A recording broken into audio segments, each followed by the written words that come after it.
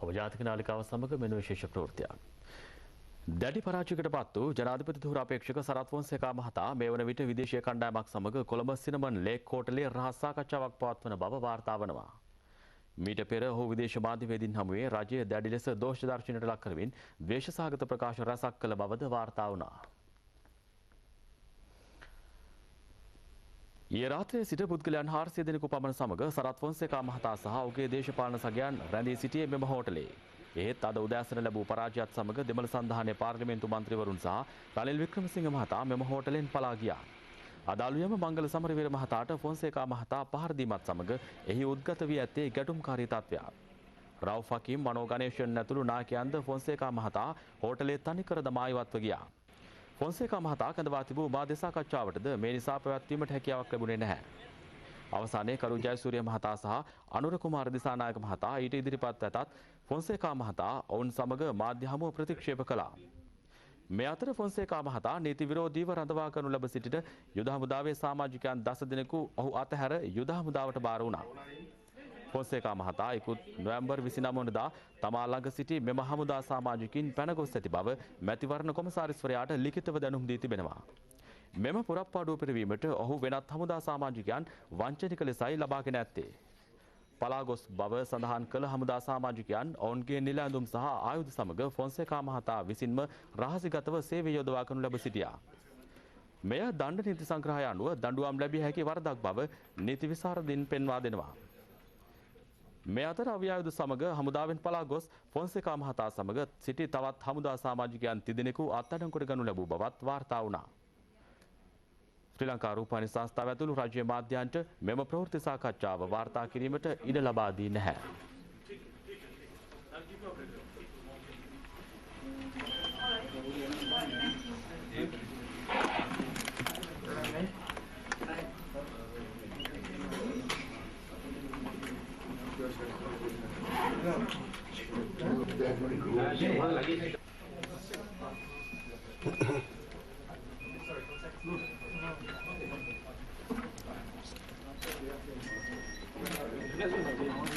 Yeah, I did say no.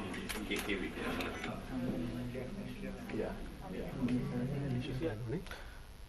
හොඳයි මේ සිදුවීම හා සම්බන්ධව බොහෝ දෑ රට පුරා ව්‍යාප්ත වෙමින් පවතින බව අපට වාර්තා වනවා. විශේෂයෙන්ම ජංගම දුරකථන සහ එහි කෙටි පණිවිඩ ඔස්සේ සහ විවිධ මාධ්‍යයන් පළ කරන ඇතම් ප්‍රවෘත්ති මේ පිළිබඳව විවිධ තොරතුරු වාර්තා කරන සිදු කරන බව අපිට දැනගන්න ලැබෙන්නේ.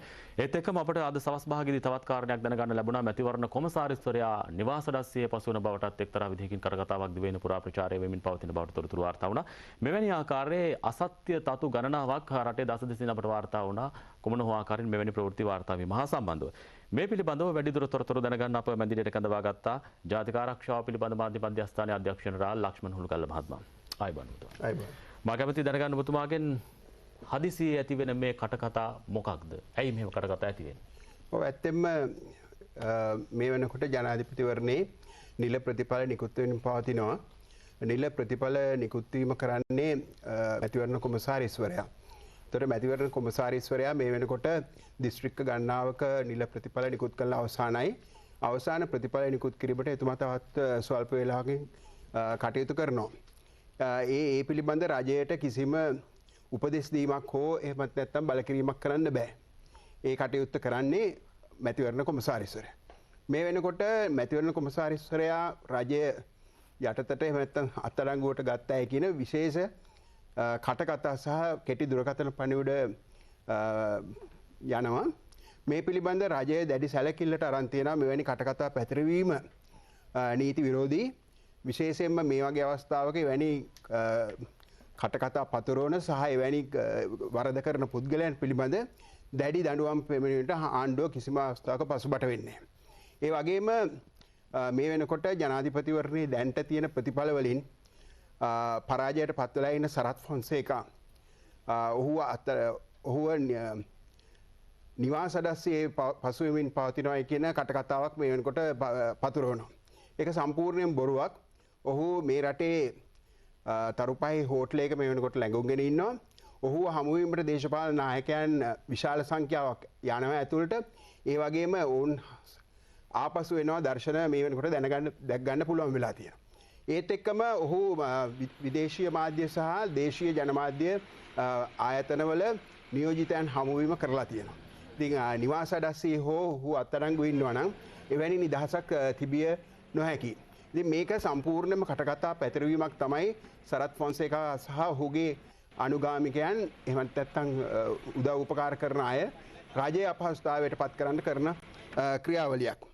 ඒ වගේම තමයි මේ වෙනකොට මේ කටකතාවලට ප්‍රතිඵලයක් හැටියට ජනතා විමුක්තිපෙරමුණේ කඩාකප්පල්කාරීන් පිරිසක් මේ වෙනකොට කොළඹට රැස් වෙන්න උත්සාහයක් දරමින් ඉන්නවා. ආරක්ෂක අමාත්‍යාංශයේ ලේකම්වරයාත් ඒ වගේම ආරක්ෂක අමාත්‍යාංශයත් මේ පිළිබඳ දැඩිව අපි ප්‍රකාශ කරනවා එවැනි කඩාකප්පල්කාරී ක්‍රියා කරන්න යම්කිසි පක්ෂයක හෝ ජනතා විමුක්ති පෙරමුණේ ක්‍රියාකාරීන් උත්සාහ දැරුවොත් ඒ පිළිබඳ දැඩි දඬුවම් ඒ වගේම දැඩි ක්‍රියාවන් ගැනීමට ආරක්ෂක අංශ පසුබට වෙන්නේ නැහැ. එම නිසා මම මේ පුද්ගලයන්ගෙන් ඉල්ලා හිටනවා නීතිය හා සාමය කඩ කරන්න එපා මේ අවස්ථාවේදී. ඊ타මත්ම සාමකාමී මැතිවරණයක් පැවැත්වුවා. ඒ සාමකාමී මැතිවරණයේ ප්‍රතිඵල අවසාන ප්‍රතිඵලය ස්වල්ප වේලාවකින් ප්‍රකාශයටපත් වෙනවා. ජය පරාජය කවුරු ළඟ වුණත් මේ රටේ අහිංසක ජනතාවගේ නීතිය හා සාමය ඔවුන්ගේ දෛනික ජීවිතය කඩාකප්පල් කරන්න දෙන්න අපිට කිසිම ආකාරයකින් බෑ.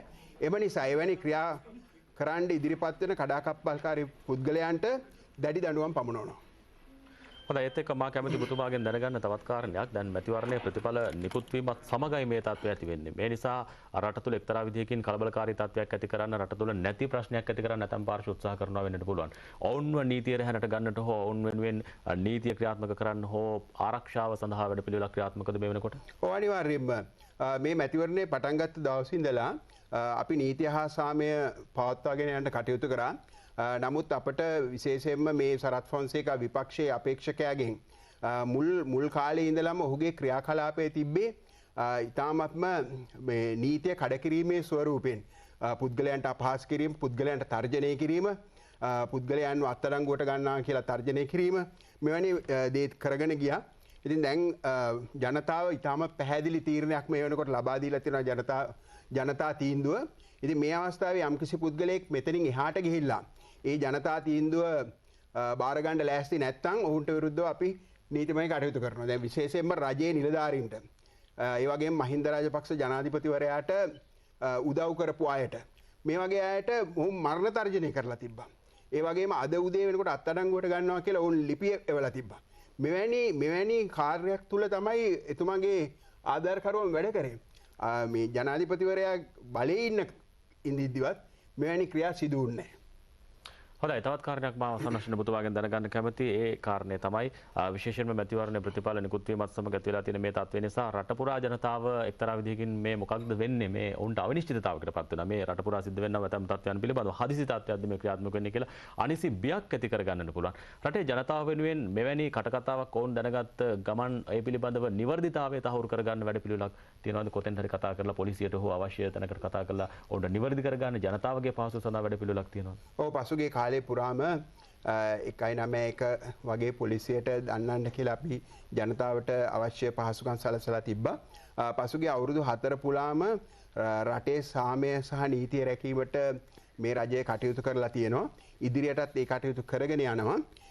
ඒ පිළිබඳ කිසිම ජනතාව සැකයක් සිටිය යුතු නැහැ. මොකද ජනාධිපති මහින්ද රාජපක්ෂ මැතිතුමාගේ පාලන කාලෙදී තමයි පසුගිය අවුරුදු 30ක කාලයේ තිබ්බ ත්‍රස්තවාදී අවසන් කරලා රට නැවතත් සාමයට පුරුදු රටක් බවට පත් කරේ. ඉතින් ඒ පත් කරපු රට නැවතවරක් අර අවුරුදු ගානකට ඉස්සෙල්ලා තිබ්බ තත්වයට අරගෙන යන්න දෙන්න රජය කිසිම ආකාරයකින් ලැහැස්ති නැහැ. මේ වගේ වෙලාවක ජනතාව අතිගරු ජනාධිපතිතුමා සමග ඉන්නවා. මොකද මේ පසුගිය තිබ්බ මැතිවරණවලදී විශිෂ්ටතම ඒ වගේම පැහැදිලි තීරණයක් ලබන ජනාධිපතිවරණය තමයි මේ අවසන් වෙමින් යන්නේ. වෙනත් කිසිම ජනාධිපතිවරයෙක් නොලැබපු ජයග්‍රහණයක් ජනාධිපතිතුමා ජනතාව ලබා දීලා තියෙනවා.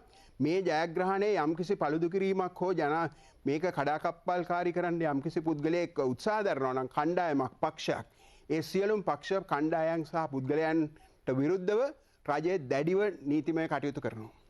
බොහොම ස්තුතියි අප සමග සම්බන්ධ වුණේ ජාතික ආරක්ෂාව පිළිබඳ මාධ්‍ය මධ්‍යස්ථානයේ අධ්‍යක්ෂ ජනරාල් ලක්ෂ්මන් හුළුගල්ල මහත්මයායි. එතුමා සඳහන් කරන ලෙස පොලිසිය පිළිබඳව